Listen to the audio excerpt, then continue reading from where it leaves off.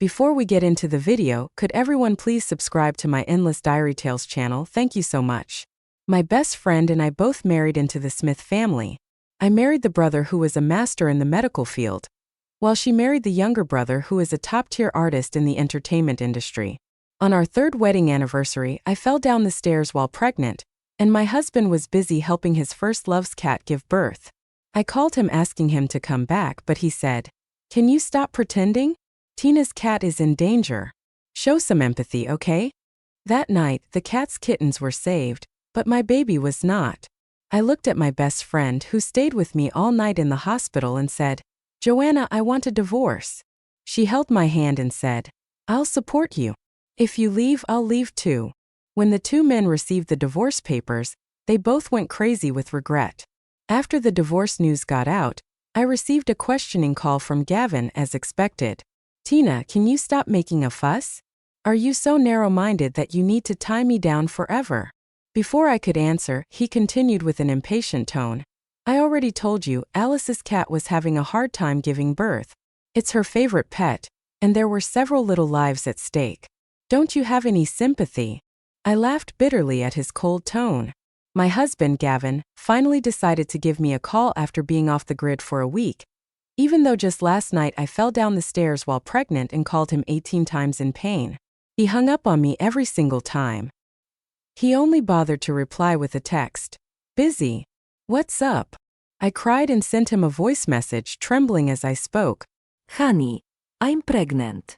"I just fell down the stairs and now my stomach hurts a lot, and I'm bleeding. What should I do? Is our baby going to be okay?" Gavin didn't listen to my voice message and replied impatiently, "Can't you handle things at home by yourself? Why do you have to call me?" I'm helping deliver Alice's cat's kittens. What could be more important than those little lives?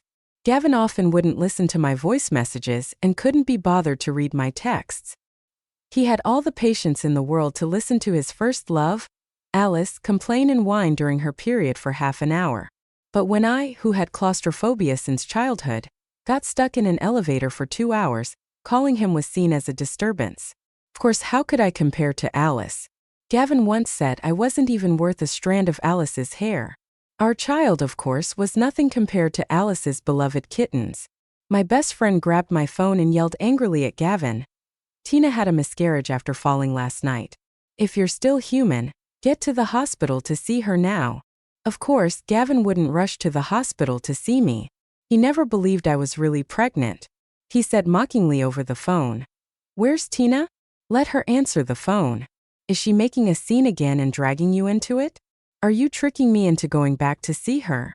My best friend almost lost her breath from anger, ready to curse him out, but he hung up first. Tears were about to burst from her eyes. Joanna handed the phone back to me, still fuming. What kind of person is he? A true Smith family member?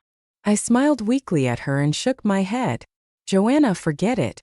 Since I've already decided to get a divorce, why bother letting him come to the hospital and complicate things?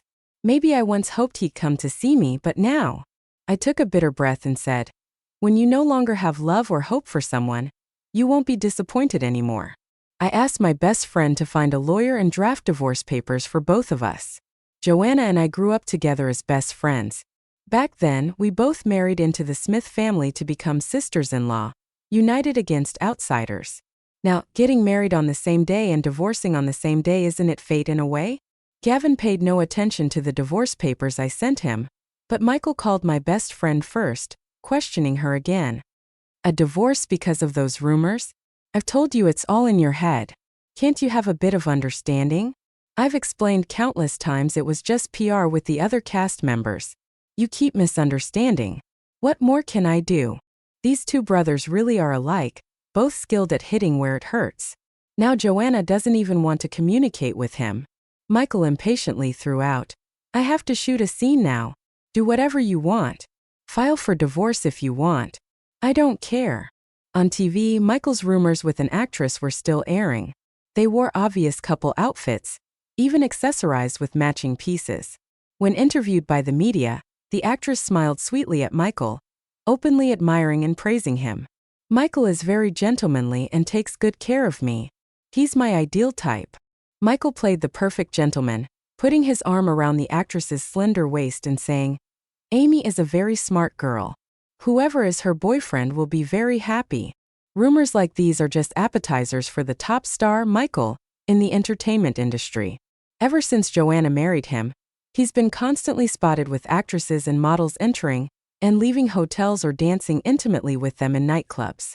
For every new movie he joins, there's always gossip about a romance with one of the actresses. But Joanna had no right to question any of this. If she did, he would say she was holding back his career and not understanding his work. Even though when he was buried in scandals, Joanna would work day and night to manage his PR and fight against the negative news. Even though she used all her resources to market his movies, helping him build connections and gain support, in Michael's mind, Joanna was just a useless woman who stayed home getting jealous. After Michael hung up on her, Joanna gripped her phone tightly. She finally took a deep breath, turned to me with red eyes and said, "Tina, let's get a divorce. I can't take it anymore." She put her hand on my shoulder and mustered up the courage to say, "A divorce? So what? It's better to end it quickly than suffer long. If this keeps going, we'll both go crazy. It hurts to divorce or break up, but we've got each other. We'll get through this together." Biting down and holding on, I nodded and gave her a bitter smile, saying, "All right." I sent Gavin the time and place for the divorce, but hours passed without a reply. Not until night, when I was weak and groggy on my hospital bed post-miscarriage, did I receive his text. "Alice's newborn kitten has a gut issue. We took it to a neighboring city for a checkup and treatment. We'll be back in 3 days." I responded, "All right, let's delay the divorce until 3 days from now. It works for me." When he finally saw the word divorce, he replied. Still displeased, he said, "I've had enough, Tina. You weren't always this unreasonable. If I pamper you once, that's it. Stop mentioning divorce all the time. Is it fun?" Gavin had long been spoiled by me. Every time I couldn't take it and wanted a divorce, I made countless decisions to leave him forever. But I couldn't let go. At the last moment, in front of the civil affairs office, I would always lose my dignity and beg to stay with him. I lied to myself over and over, thinking Gavin liked me, that he still had some feelings for me. As long as I stayed as the young mistress of the Smith family, I thought one day he would come around and see me. Little did I know my repeated self-degradation, which I thought might earn us another chance, he saw as unreasonable antics. Even now, he's seeing this divorce as a bargaining chip and a move against him. This time I'm too tired to explain. I coolly replied, 3 days from now, 10 a.m. at the Civil Affairs office. By the way, Joanna and Michael will be divorcing too, so don't be late." Gavin sneered. "Is this how you act as an elder sister-in-law? Even now, he still tries to use the family status to oppress me. You causing your own drama is one thing, but dragging Michael into it too? Faking a pregnancy, faking a miscarriage, now dragging Joanna into a divorce?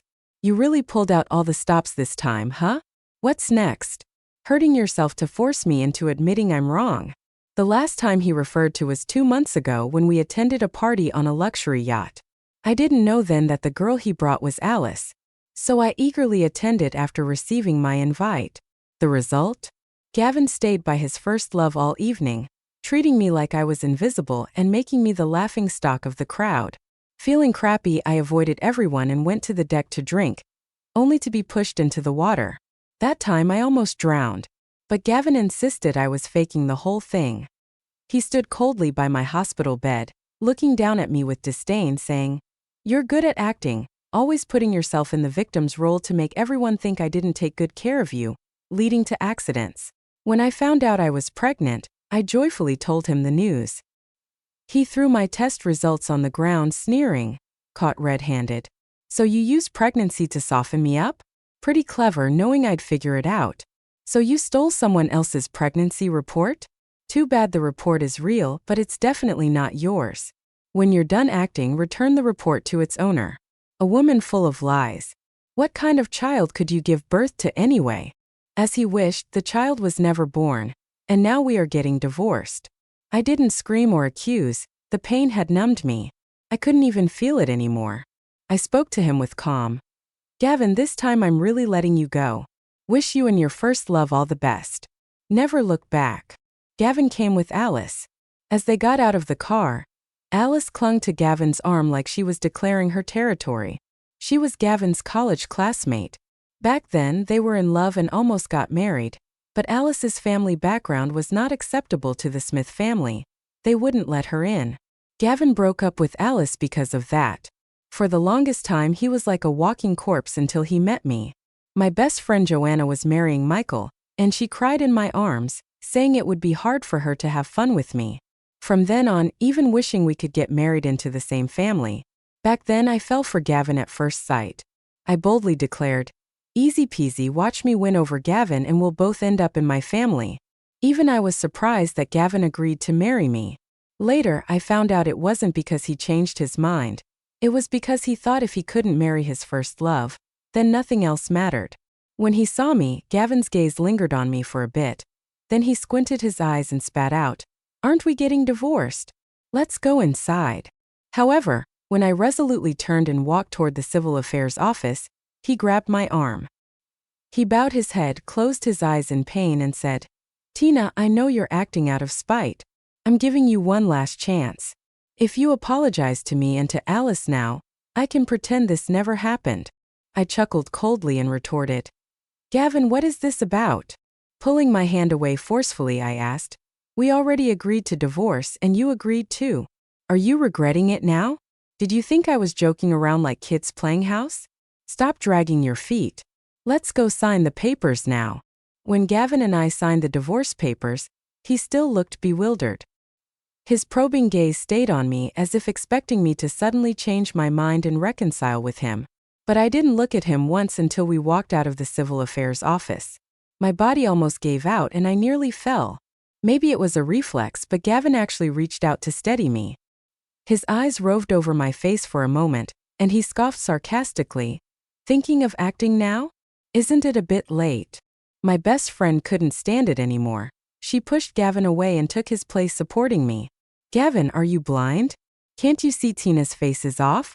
Shame on you for being a medical expert. You can't even see a woman's weakness after a miscarriage. What kind of doctor are you?" Gavin's brows furrowed immediately. Finally, he focused his gaze on my face, still in disbelief. He tentatively asked, "What?" I snorted, lifted my head to look at him and asked, "Mr. Gavin, do you hope it's true or false?"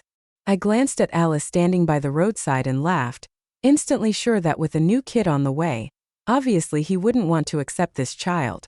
So let's call it fake. You've never had a child.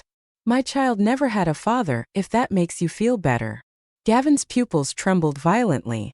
Realizing something, he angrily shouted at me, "Tina, I'm not joking with you. Tell me, is that child real?" I asked in confusion, "Why are you so nervous now?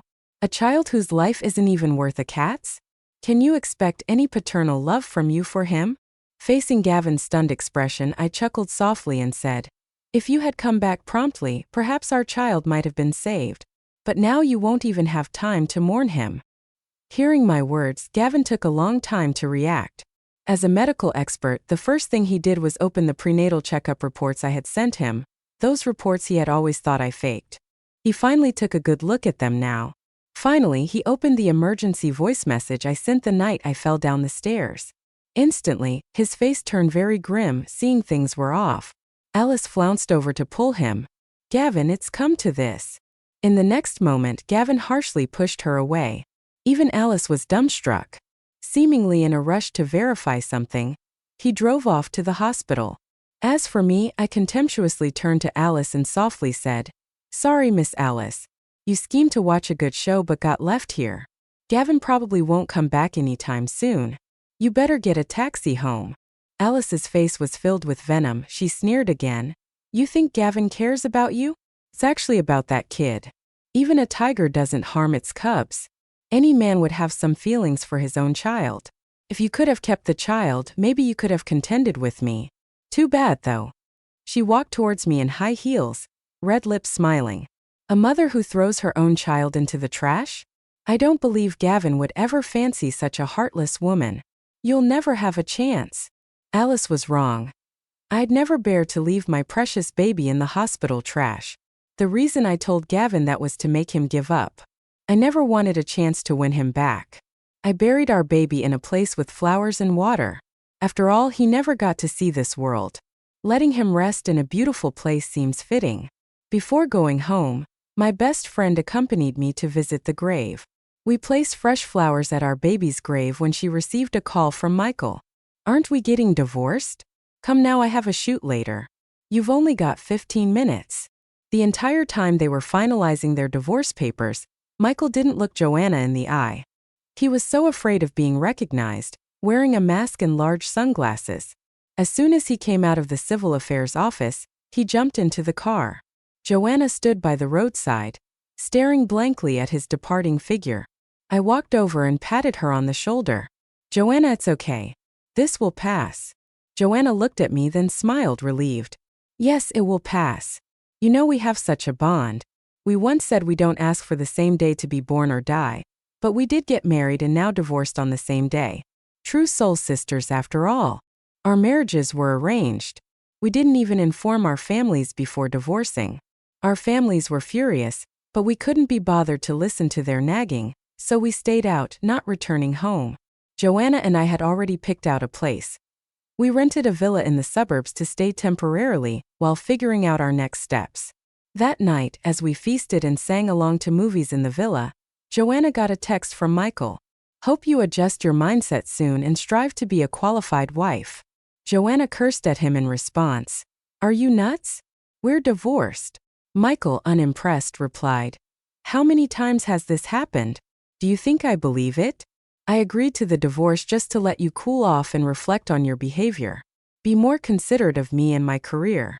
I've already told your parents we're only temporarily divorced in a relationship adjustment period. Once you've thought it through, we'll remarry." Michael was confident he had the upper hand over Joanna. After all, he's a top-tier celebrity. No matter the event, he's the dream of countless girls.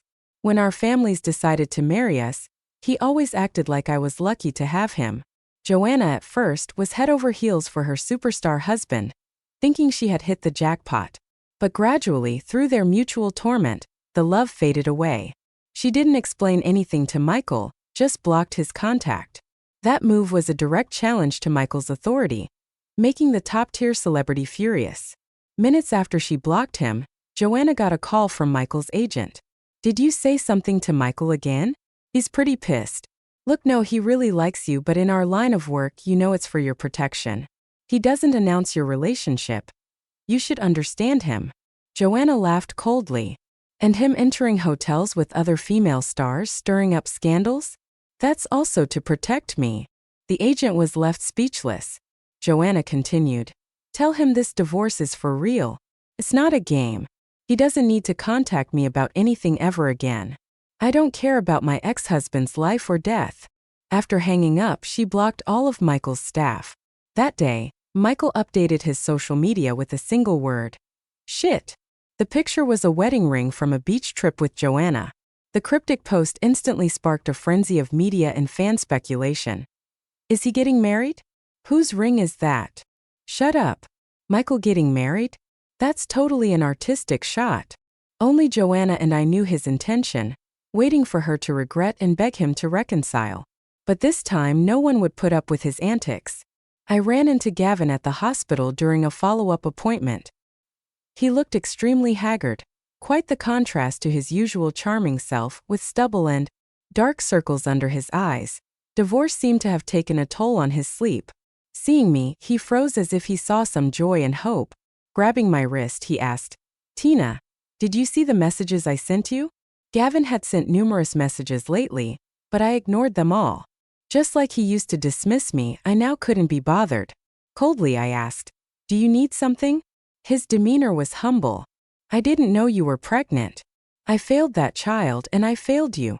Desperately, he clutched my fingers. "Tina, I know you're upset about the baby. That's on me. I apologize and hope to make it right. Can you forgive me? We're still young. We could have another baby someday." I scoffed, pulling my hand away. "Mr. Gavin, is this harassment?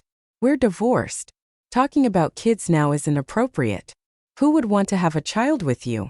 Gavin showed a pained expression but relented. "Okay, let's not talk about that. A colleague told me your miscarriage was hard on you. How are you now? Let me take a look." He reached for my medical records, but I moved them away. No need. I've got an appointment with my doctor. It's inappropriate for you to overstep, I said icily. From a distance, Alice walked out of a room, clutching her stomach. Gavin, my stomach suddenly hurts. Can you look at me, please? Alice always had a knack for creating emergencies whenever Gavin and I had moments together. When I was hospitalized for appendicitis, Gavin visited me briefly before Alice fainted from low blood sugar. Needing Gavin's care, she would post pictures of him cooking for her while I arrived in pain. I was kidnapped abroad, and just as Gavin was about to negotiate with the abductors, Alice discovered suspicious notes at her door, making her call Gavin over. I nearly died, and she was flaunting photos of them being cozy. I used to be hurt by her provocations. Now I found them amusing like gossip. I taunted Gavin. Your sweetheart is calling. Go take care of her. She's too delicate for any trouble. As I turned to leave for my doctor's appointment, Gavin grabbed me from behind. When are you done? I'll wait downstairs. We need to talk later. He cornered me in the parking lot. I married you because I loved you, he claimed passionately. He admitted he once considered marrying Alice because she seemed fragile and in need of protection, but now he supposedly realized I was the one he truly cared for. But ever since he met me, he suddenly realized that pity and love are not the same thing at all. Because he felt guilty about Alice, he couldn't face me. To make up for the guilt in his heart, he could only be even nicer to that woman. I raised an eyebrow and retorted immediately, "You tell me all this. What do you want me to say? That you love me so much, and that you suppress your feelings for me because of another woman and you're having a hard time." Then I let out a slight snicker and declared, "You know to turn the wheel to avoid hitting the tree, and you know to take care of her after the kid dies. Who are you pretending to be so emotional for now? Where were you earlier?" When I got back home, I found out that Joanna and Michael had hit the top of trending searches.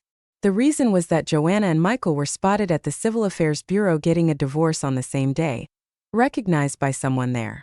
Soon gossip posts flooded the internet. Oh my God, Michael was already married. I thought they were getting their marriage license, but it turned out they were getting a divorce. And the woman seems like the rich girl who had rumors with him before. Joanna had indeed been rumored to be involved with Michael before. After all, they were real spouses. Even if they were cautious, the media still caught clues. But Michael never admitted publicly that he was married. He even said that Joanna was just a fan of his. Of course, fans didn't buy this gossip and went out of their way to refute it, claiming, "No way.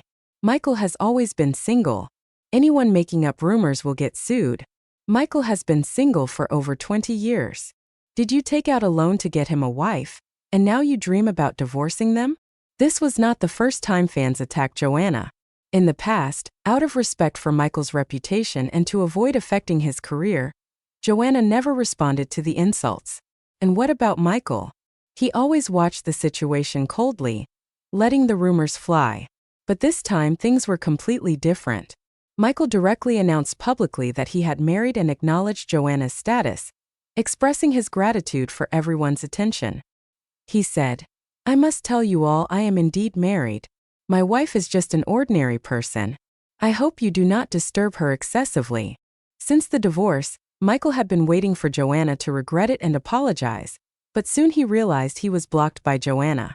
Even after waiting for a long time, she didn't unblock him. This made Michael panic. He then publicly announced Joanna's identity to the fans and the public. But there's a saying, right? Late affection is less than nothing. Joanna no longer needed this identity by now. Joanna also responded online, "Thank you all for your attention. I was indeed married to Michael, but we are now divorced. I am just an ordinary person and do not wish to be exposed to the public. Please allow us to part ways amicably." Seeing the phrase "part ways amicably," Michael broke down. That night, he showed up at our house, dressed up like a peacock with a bouquet of roses.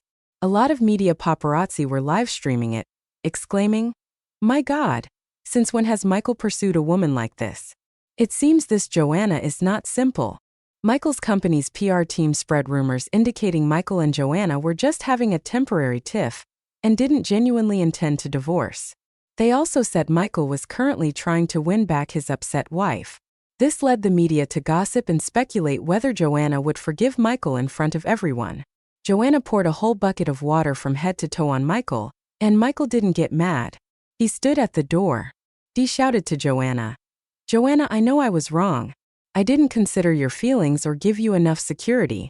Now I admit your identity to the public. Everyone knows you are my wife, and I will cherish and protect you. Now I will not annoy or wear you down again. I know you're mad. Forgive me, okay?" Joanna couldn't stand it any longer and came out smirking coldly at Michael. "Michael, do you think saying sorry will always make everything okay with me?" Seeing Michael's stunned expression, Joanna laid it all out. "A man who loves me enough would be proud of my presence, give me enough security. He wouldn't think my presence is a burden, nor my jealousy unreasonable." "Michael, maybe you've changed," but she paused and said, "I've had enough of the days with you. I've decided to move forward on my own." The footage of them at the door quickly made headlines, causing a media storm. Michael, this top star in the entertainment world, faced a huge backlash and criticism. A lot of effort was needed to calm down the scandal. They reached out to us secretly, promising a lot of good conditions, hoping we could part ways peacefully. Joanna and I agreed, but for Gavin and Michael it wasn't over. Michael kept coming to find Joanna every few days with roses and various pretty jewelry, begging for forgiveness. Gavin sent me countless messages and wrote numerous essays. The once aloof and rational Gavin now lost his rationality. I rarely replied to his messages. Occasionally, I looked at them and felt overwhelmed by the dense text. I had to remind him, "Mr. Gavin, since we're already divorced, accept the reality as soon as possible. Stop writing those essays. I won't read them, and it's just wasting your time." The next time I saw Gavin was at the police station. The reason? Joanna had recently started dating a university student, but her relentless top star ex-husband couldn't handle it and blocked Joanna and her new boyfriend, causing a conflict. When I got to the police station, Michael was still angrily grabbing Joanna's arm. "I don't believe you've forgotten about me and went to find someone new. You're just trying to make me jealous and get back together, right?" Gavin came over too, pulling his disruptive brother away. Seeing this, I stepped in and said calmly, "Michael, you think you're irresistible that Joanna has to like you? It's because you didn't cherish her time and again that she left. You should reflect on yourself more. Joanna is really happy now that she's divorced. Please stop disturbing her life." Michael had been drinking. His face was flushed. I wasn't sure if he'd understand what I said, so I turned to Gavin and kept going. "Some guys are ridiculously confident. They think that just because they regret it and want to make amends, a simple wave of their hand will fix everything. They even think Joanna found someone new just to make them jealous so they can get back together. Seriously, even if you got down on your knees and begged Joanna to come back, do you think you deserve it?" Gavin flinched as if he'd been slapped himself. He lowered his head, supporting his brother, and muttered, "Sorry." The funny part was, as Michael was being taken away, he was still shouting my friend's name in frustration. After the divorce, Joanna and I opened a dessert shop together. That was an idea we had before we got married. It was one of our shared interests and dreams, but after getting married, they didn't agree with us being so public, insisting we play the role of dutiful wives. Now that we're divorced, we're free. Who can control us? As Joanna made her beloved desserts, she smiled confidently and said, "Now I realize I shouldn't have gotten married in the first place. Even without a man, I can live happily and freely. Why add frustration to my life? Look, if we hadn't gotten married, we'd be living this carefree life ages ago." I totally agreed. Over the past years, I turned into someone unrecognizable trying to please Gavin. If I hadn't met him or married him, I would have been living a carefree life with my best friend ages ago. But it's not too late to wake up now. The tough days are over. Let's leave them in the past.